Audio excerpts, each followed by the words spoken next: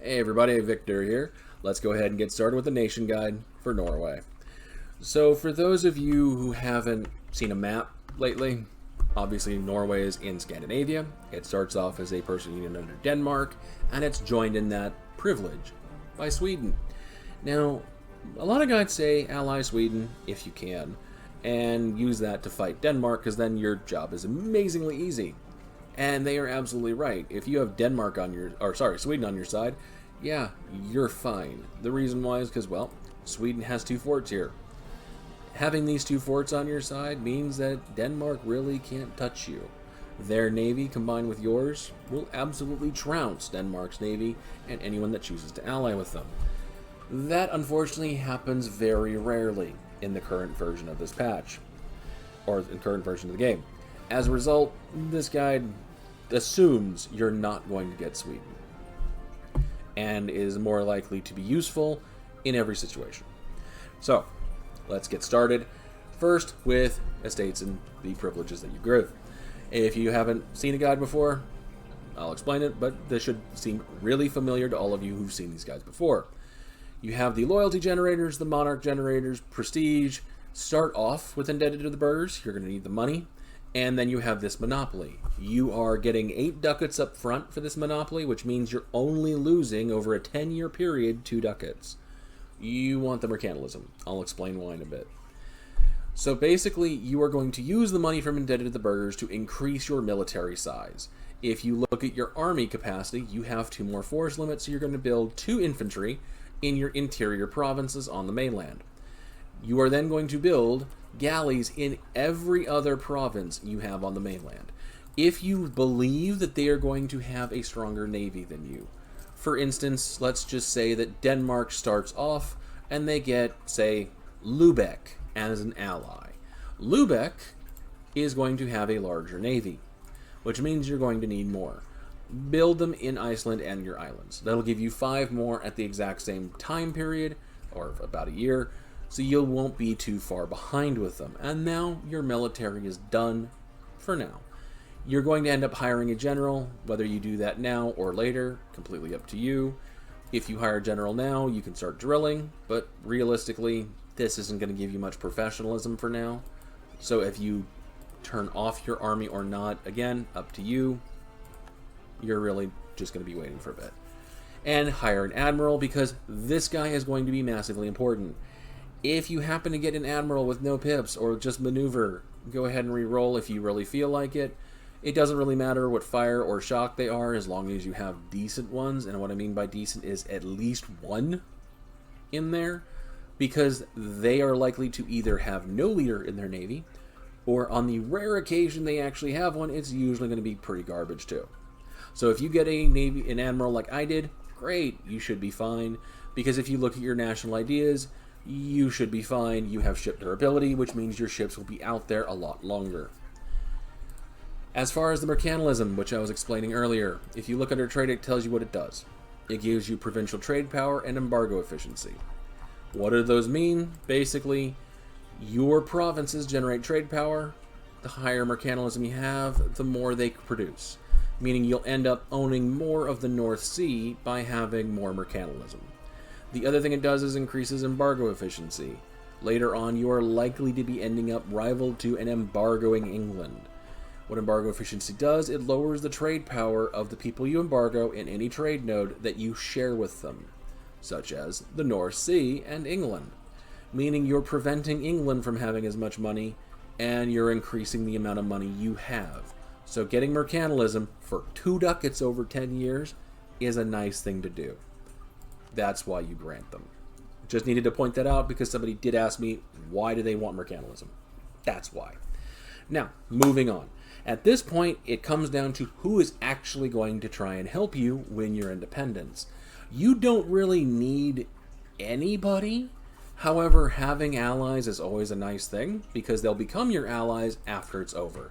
And you can get people that are going to think they're too strong to be your ally after the fight. Now, just go in here and look to see who it might be. You may be in this situation where it's just Lithuania. As I said before, you really don't need anybody to help you. However, The ones you can get, as you can see here, you have Lithuania, Poland, Burgundy. These two will never actually help. Poland, because they don't think they can actually get to you in Denmark. Simply because they don't have a navy, they don't have a coastline. Lithuania does, so they think they can get there. Burgundy, I really can't explain. They have a coast, they have a navy, they have vassals that have a coast, that have a navy, so they should be perfectly capable of helping you. They don't think they can. The other ones that you can get are Teutons, Livonians, Novgorod, England, Scotland, though these two are much more rare. If you get them, great. Absolutely ally them. Absolutely get their help. Because even if they don't help massively, if they even sink one ship, they have been absolutely useful. If you have the option of Scotland, I will point out now, they are your expansion path. It is up to you if you actually grab them. That is the exact same thing with Teutons and Livonians. If they sink one ship, it's worth it. However, you're going to want to break that alliance at the end of it and want to attack them as soon as you can. So, at this point, it's time to unpause.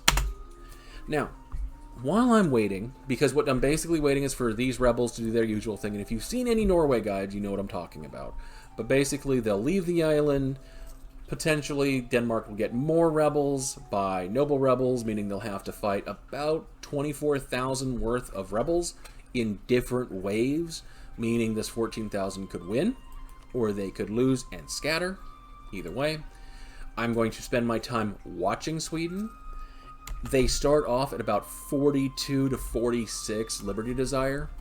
Here's the problem.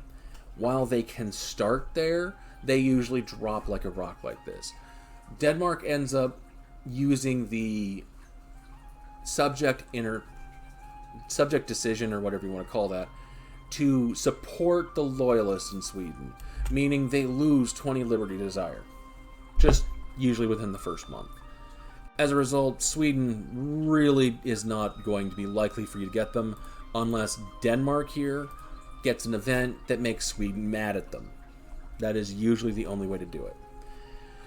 So, while we're doing this, let's go ahead and talk a bit about Norway in general, because this takes a bit.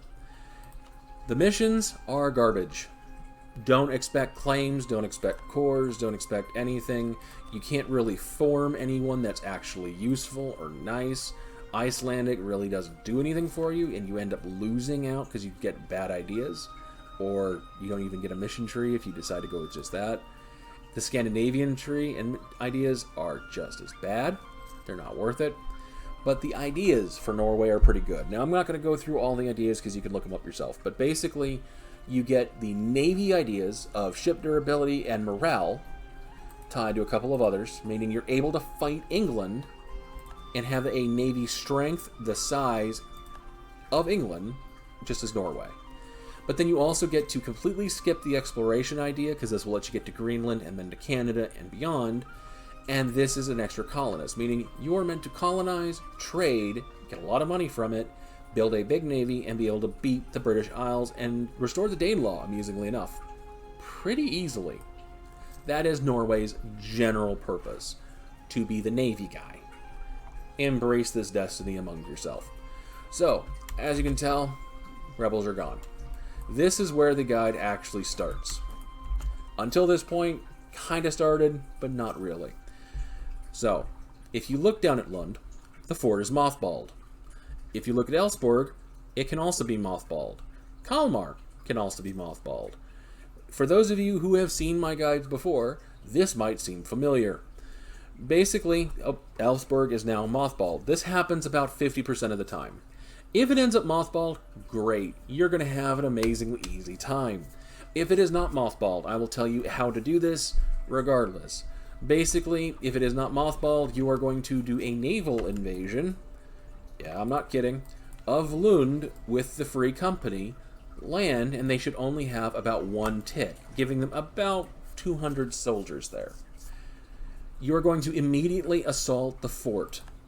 You're going to use your military points. You'll have enough navy there to blast your way into the fort, quickly assault it, and try and drain the men power in there.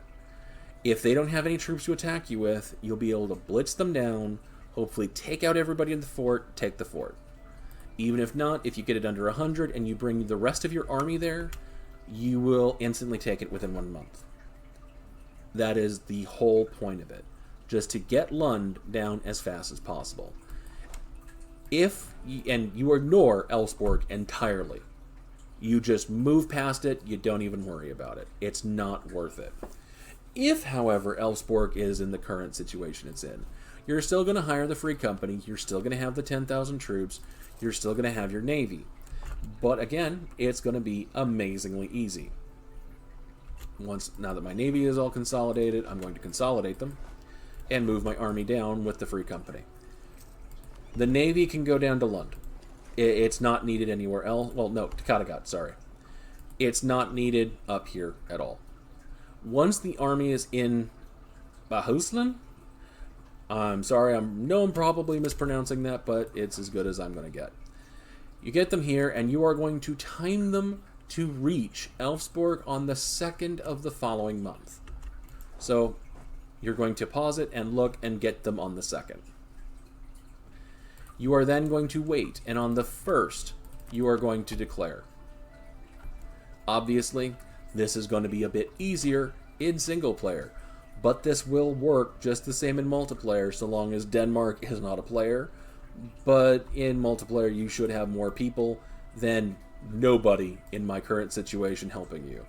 Give me 1 moment. Let me see if anybody would actually want to join. Nope. So yes, this is absolutely you can do it on your own playthrough. Once they arrive, there we go. Or once it's the 1st. Oh, wrong country. You're going to declare independence, and then you're going to let them walk to Ellsborg. You are going to take your 10,000, though, and you're going to have them march to Lund, and you're going to keep having them march to Lund. If you notice, they stop. The reason why is because while there is a fort here, if you notice, there is not a fort here. For whatever reason, it knows there's supposed to be a fort here, and it'll stop your troops from moving, because this fort gets turned on, and you're moving into enemy land with a fort, so it stops them. So you need to keep an eye on them and make sure they actually keep moving.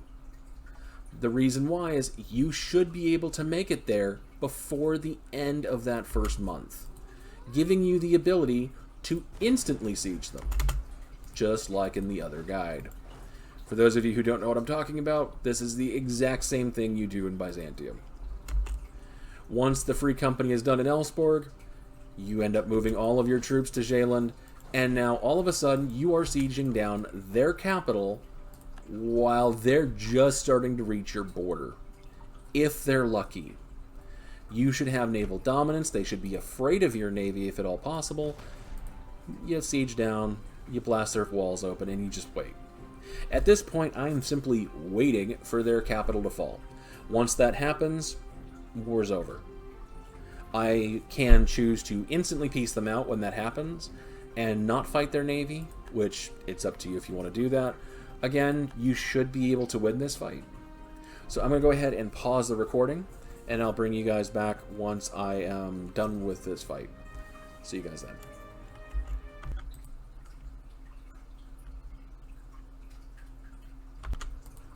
And welcome back. So, the siege is just done. I wanted to point out exactly a couple of things I realized. So, the Danish army is about 11,000, and I haven't seen them. The reason why is that they're all on Gotland. And the reason why I know that is because all of the transports of the Danish Navy were stuck in Zeeland. Meaning now I can simply sit here, hopefully sink their entire navy, or push them off. And if you want to actually cripple Denmark, you can do this. Move through their islands. Force them back out to keep fighting you over and over and over and over again. But once that's done, you now have a choice on what you're taking. And I recommend thinking of this pretty quickly. By the way, I wanted to point this out. As you can see, I have no help. It is Iron Man. So yeah, you can absolutely do this on your own. Really doesn't take a whole lot. If it is Elfsborg, is occupied or maintained, I'll explain how to do that in a minute. You will have to obviously get your independence, but then you get to decide on what you're taking. If you take Lund, you're going to be able to fight Sweden and take land out of them before usually Denmark is able to actually get to their help, to actually get there and help them. Because you will have the naval dominance, and they really won't be able to get through the fort before you're able to at least break through, hopefully, Elfsborg, and then push them back across the strait, and use this area to stack wipe them over and over and over again. However, if you want to have a little bit less aggressive a playthrough, you can also take Elfsborg if you want, but then you also have Nordland. The reason why this province is actually a very, very, very useful province is right here. As you can see, there's a little connection there, which connects to HRE land and connects to yours, which means if you take this and core it, you can join the HRE. The reason why that's useful is because you can then, after you join the HRE, continue with your other expansion, namely into Scotland and the British Isles, eventually becoming the second power there, and England's not going to touch you. They're not going to touch you because they don't want to fight Austria and all of Austria's allies, because the numbers would be massively in your favor. And the AI, while it knows it has naval superiority, since you are there and you can absolutely equal their navy, allowing the Austrians, Hungarians, and whoever else to end up getting onto England, they won't attack you. Meaning you can get not only the great land that is in the British Isles, getting all that development, getting all the everything, you even get the end trade node and all the trade power that goes along with it, as well as everything that connects to it in the New World. And I'll get to that in a little bit. So now that I've done this, and I ended up beating their navy twice, forcing them over, and I can even hopefully get to them there, I can peace out. However long you choose to go through this war, it's kind of up to you. However, I don't want to keep going. I'm instead going to simply end this part here. If you look at the actual, are they willing to fight? Kind of. And I mean that kind of. I can always jump back over, wipe out Sweden, keep fighting, but I'm not going to go there. So, that is how you beat them that way. If Elfsborg is maintained, you're going to put your free company on your cogs. You have 6 of them, free companies 5, they'll fit. You put your actual navy down here in this, the Øresund, the inland sea there. And the reason why is you're going to try and keep their navy bottled up here. The cogs will be here. Whenever you move into a province like you saw with Elfsborg, it won't reset it unless you are disembarking from a navy. If you're doing it that way, it will reset your troops walking off the ship. Meaning, if you're walking off, you wait for 1 day left, it'll reset it, and it takes about a month and a half to go from Kattegat off the ships into Lund. Don't go from Øresund, they will be attacked and it'll delay them even further, probably 2 months or more. When you get there, they will have 220 troops. You blast the walls and assault it as quickly as possible. If you are fortunate, you're able to get rid of all of them. If not, you will get them very close, and then you bring the rest of your troops over, 1 at a time, or 6 at a time, until you get them all on Lund, and then you march over to Sjælland. Don't bother to do anything with Elfsborg. It's not worth the war score or anything else. So that is how you take them out without help, without alliances, and without Sweden being there to help you. At this point, it is simply waiting until they realize it's over. Because you own their capital, you've beaten their navy, you dominate the area. All you'd really have to do is walk over here, take out Sweden's army, and start carpet sieging. Not hard. So I'm going to go ahead and load up a non-Iron Man game so I can show you about colonization, because that's a big chunk of playing Norway, because that's 90% of the time what your strategy is going to be. I'll see you guys in a second. Welcome back, everybody. So, non-Iron Man game, just to point out a couple of things. First off, I ended up taking this to show you that yes, it only takes 145 opinion with the HRE, with Austria, to end up joining the HRE. They have a bunch of allies, but I wanted to point out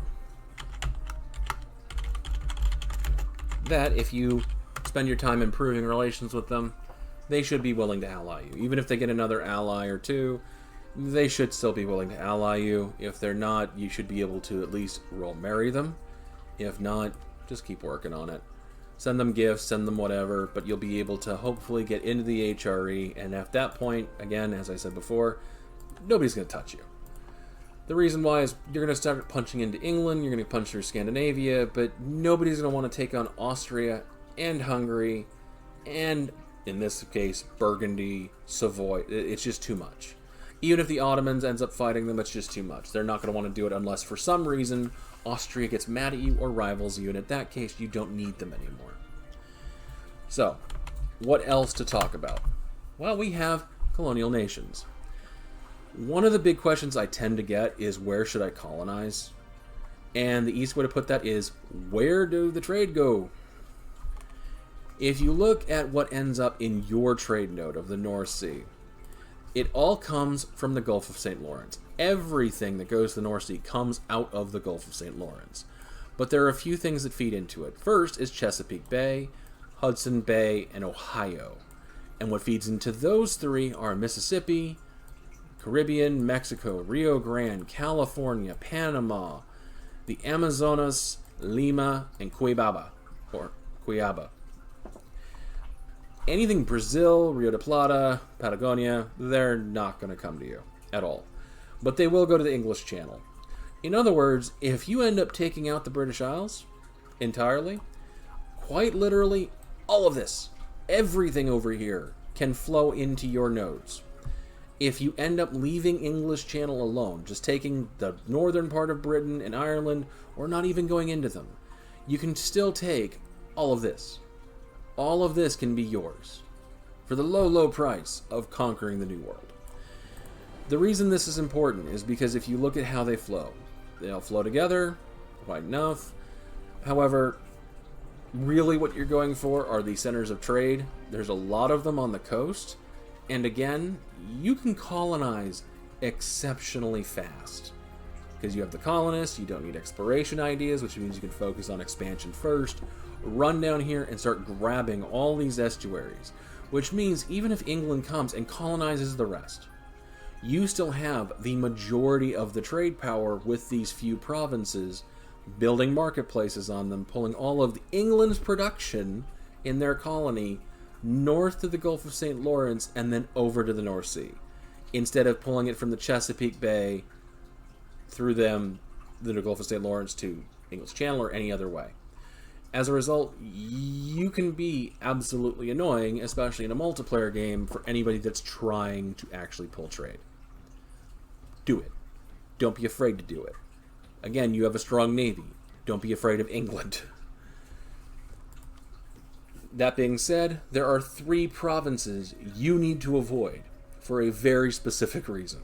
It is these 3. These 3 provinces are all tied to something called the Grand Banks Fishery Event. For those of you who are unaware of it, these 3 provinces all produce fish. They are all 100% chance to produce fish. The reason why is historically they found, and according to the event, when explorers first came here, they noticed thousands upon thousands of species of fish teeming in these waters everywhere, and they fished them pretty much to extinction. Sad, I know, but what basically it means is the price of fish will go down by 10%, the price of salt will go up by 10%, and each of these provinces will have +2 goods produced. The thing is that normally isn't a big deal for most countries, because who cares? It's fish. That doesn't produce that much income anyway. But if you look at your country, these are all the fish provinces. So all of these islands, all of your northern coast, right here, your capital, this other province right here, this province you get to join the HRE, all of here, including Lund, all of it's all fish. So a good chunk of your income, especially production, is going to be fish. And then over here, once you start actually colonizing, they all have a chance, a decent chance, of being fish. Meaning that when trade goes down in terms of the price of fish, your production income is going to go down 10%, approximately 10%. But your trade value is also going to take a hit because it's the price of the good. And that's 0.25 ducats for every single good produced. It's a big hit. So the longer you can delay that happen, the better. The people likely to colonize this area are you, Scotland, England, and France. Again, as I was explaining before, your first expansion is going to be Scotland through Sutherland to try and take the Hebrides, both the outer and the inner. Because if you end up fighting England, you can use this to pull in your navy, let them get on the island, fight them on the island, and when they try and run away, put your navy out, and it sack wipe them. Over and over and over and over and over again. It gets kind of fun. And then use that as a launching board into Ireland to take Ulster and do the exact same thing with this strait here. Whether you do it up here or down here is completely up to you, but use it to just beat Scotland and England mercilessly. It can be pretty fun when they have no army and are starting to suddenly be carpet sieged. The last thing I wanted to point out, because this will hopefully jumpstart your guys' colonial game, whether in multiplayer or single player, I have gone ahead and made myself Tech 32 because it gives me the coring range to do this as well as a CB. You can choose to do this as a no CB or otherwise, but basically this is it. If you went and declared war, say on here on Micmac, and it's just the Imperialism CB, I'm going to go ahead and wait a month, and then I'm going to declare another one on the Cree, because I wanted to point out how this is basically working. Give me 1 second, as I have to wait. There we go. Now, if I go to the Micmac here, I've already won, because of good old console commands. Now, if I take every single province that they have, you'll notice something kind of peculiar. When I peace out, I get 1 province. The reason why that happens is because I took every single one of them. I didn't leave them anything. They are completely taken out. That is obviously a problem. However, if I now go to the Cree, you'll notice I'm able to, once I wait the appropriate 30 days, I can completely annex them, and yet I get more than 1 province. The reason why is the Cree are still around. If you full annex somebody as a tribal nation, you only get the actual province that they had. But if you give them any out, whether that is land that's not claimed as tribal land, or you simply don't take all of their tribal land, which I'll show with Powhatan here, you are able to avoid the big problems that are associated with this. Basically, if you full annex somebody, there's not one of their tribal land there or free land, you'll get 1 province, which should be abundantly clear. So basically, whatever you do, leave them something available. Let the tag survive. Because if you do, you are able to drop your colonies, if you're not playing as an Exodus nation, all across this area. So as I'll point out here, I'm going to leave them 1 province here. I'm taking all of that, and they get pushed. In this case, they had an area here, but they would get pushed to here if it wasn't available. And that's all you need to do. You're able to take, effectively using this, all of this. In about, once you get your armies here, about 20 years. And you can even, if you look at it, you can go from the coast all the way, because this is included, to Arizona. You have a straight shot. And you can go from there up into the Great Plains. It's a straight shot. All the way to Canada. All of it. So you can become the dominant colonial power very, very quickly. For those of you that don't feel like no-CBing this, you drop a colony, fabricate a claim on one of their provinces, take the rest of their stuff, and then fabricate on the next one. And co-belligerate everybody and take everything that you possibly can, but leave everybody with 1 tag. And then once you've taken everything from them and they have no place to go, take all the 1 tags. If they form a coalition against you, you should have more than enough tech on them to beat them hard. And have fun. with that, you guys should be completely capable of manifest destining North America, punching into Mexico and getting that, and then pretty much whatever else. Because again, the world is your oyster, especially the New World. Lastly, just to talk about it, the colony types. What you do is up to you, but remember, Crown Colony is to get force limited manpower. Private Enterprise is to get goods produced, which will increase the gold income you get. So don't forget that, which will make trade fleets happen more often. And then finally, the last one, the self-governing colony. The point of that is to basically make the manifest destiny happen. It makes it so they colonize more because they have another colonist, which, given the fact your idea set, will be a great thing. But they also get dev costs, which means if you, say, drop one here in America, they will manifest destiny that, and then they will also start deving places like Manhattan to obscene levels. So they can be very, very useful for places like this, where there's a bunch of free land that just needs to get colonized over the game that you just don't want to bother with. And then you can switch them for 1,000 ducats, and don't forget, you can always increase the levy that you're taking from them, or whatever else, using points through that. They are probably the new meta right now. However, as I said before, with this, you can pretty much dominate all of this, and all of this too. Because, yeah, no one's going to beat you in the Navy, and you're basically the new Great Britain, and can probably form your own Norwegian Rome pretty easily. With that, I'm going to call this guide. If you like the content, like and subscribe. I'm going to be making more of it. If you want to see a particular nation or a particular mechanic, let me know in a comment below. Be more than happy to do it. Lastly, I do have a Discord. It is in the description. You will find me there usually. I take video advice there, or video recommendations, or any of that there as well. I even have the list of what I'm doing on there. So if you want to give a recommendation, come check it out, because I've gotten a few of them that are the same.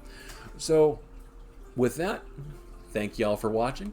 I hope y'all have a wonderful day.